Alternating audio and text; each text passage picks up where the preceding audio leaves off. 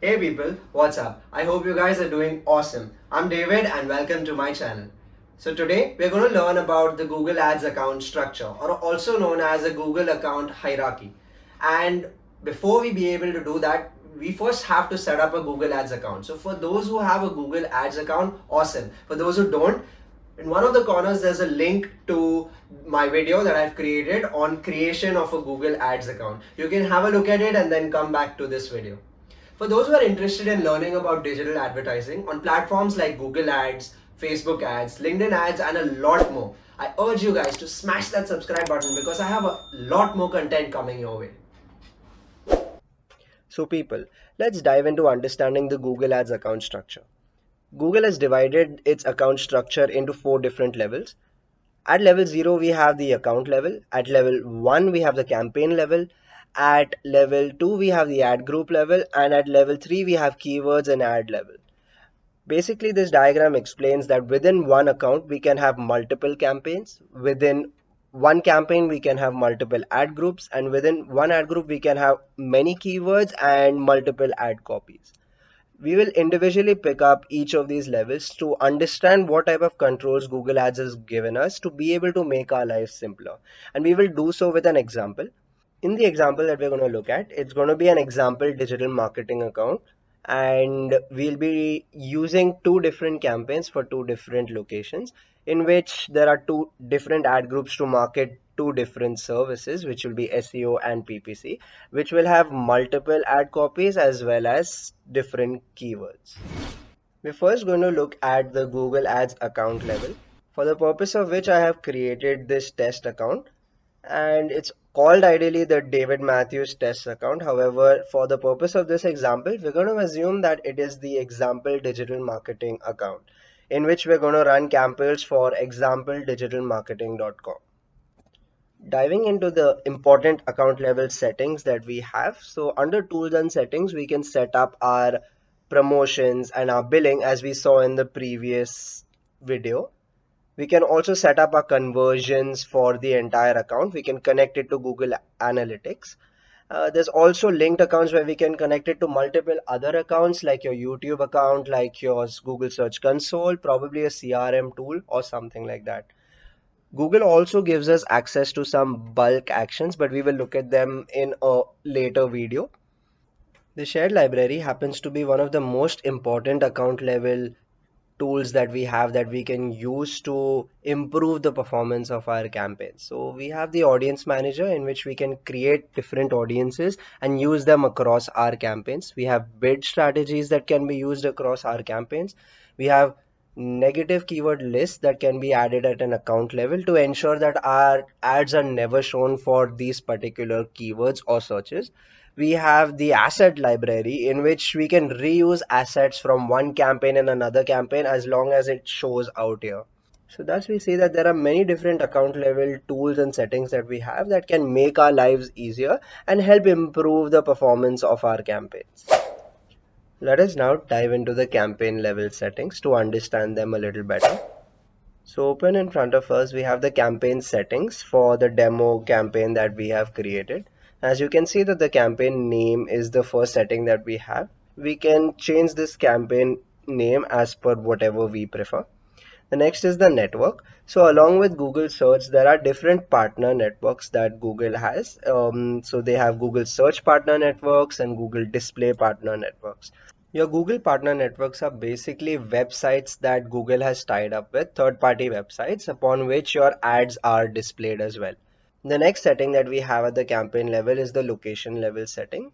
In under this setting, we have the option to choose which locations we want to target, and we also have the option to choose which locations we want to exclude.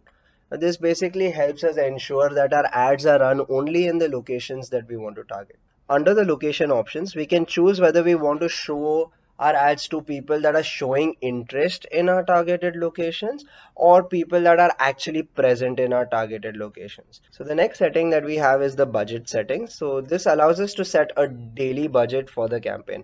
Now let's assume that our campaign has a budget of rupees 2000 and we have 20 days that this campaign needs to run for. So if you divide it we have 100 rupees per day that this campaign should ideally spend to be able to bring about appropriate spending for this campaign.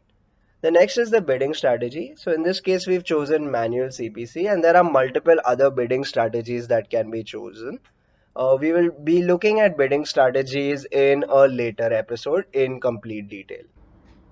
Hey guys, if I was able to help you learn a little more about Google Ads today, I request you to give this video a thumbs up, subscribe to my channel and click the bell icon so that you are notified every time I come out with some new content for you guys. Let's continue with this video. Now let's move on to the controls that we have at the ad group level. So in this particular campaign, we've divided the ad groups into PPC services and SEO services. Now the reason for providing ad groups is to improve the relevancy of our campaigns. So let's just assume that we did not have ad groups. We would be putting all the keywords, all our ad copies under just one campaign, and it would reduce the relevancy of the ads that are showing out there. So to be able to improve the relevancy, Google has provided us the option to add ad groups. Thus, we have added these two ad groups, which is PPC services and SEO services. The PPC services basically have ads which are relevant only to PPC services and keywords for the same. And for the SEO services ad group, we have ads relevant to SEO services and keywords for the same. So that sums up the ad group level. Let's now dive into the keyword and the ad level.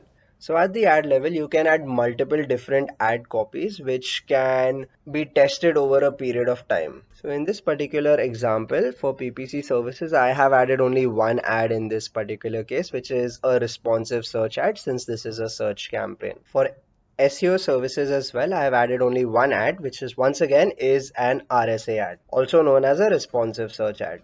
In both these ad groups, we have the option to add another responsive search ad or a call ad, depending on whether we would like to test out new ad copies. Where the keywords are concerned, there are multiple different keywords that can be added per ad group. So for PPC services, we have keywords like PPC advertising, PPC management, pay-per-click company, which are all relevant only to PPC services.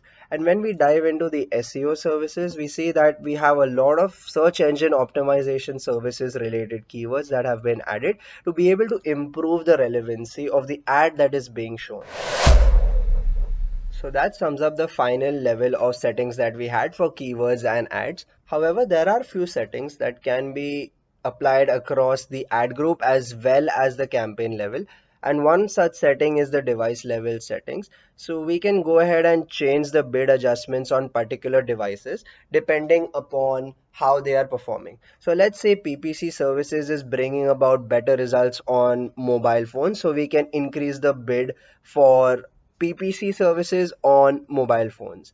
And if SEO services is bringing about better results on computers, then we can increase the bids for computers. Similarly, there are many such other settings that are available between the ad group as well as the campaign level, like addition of negative keywords or addition of particular audiences, either to a particular ad group or to the campaign as a whole. Now let's go back to our example to understand how we can go ahead and piece it all together. So for example, digitalmarketing.com, we want to run two campaigns, one in location A, one in location B for SEO services as well as PPC services. So what we go ahead and do is at the account level, we have the example digital marketing account. We create a campaign for location A and we create a similar campaign for location B in which we have ad copies for SEO in a particular ad group and ad copies for PPC in a particular ad group. Similarly, in the ad group for SEO, we have keywords related to the ad copies that we have added. And in the ad group for PPC, we have keywords related to PPC, which is relevant to the ad copies that have been added. So this particular example that we have taken is only pertaining to search campaigns. However, this particular structure that we discussed is applicable not only to search campaigns but also for display campaigns and YouTube campaigns and other campaigns on the Google Ads platform. So people, this is all about the Google Ads account structure. And if you guys have any questions in this regard, please let me know in the comments and I will definitely respond to you guys. I also request you guys to please give this video a thumbs up and subscribe to my channel so that I know that the content I'm creating is really helping you guys. Anyways, this is it for today. Goodbye until next time.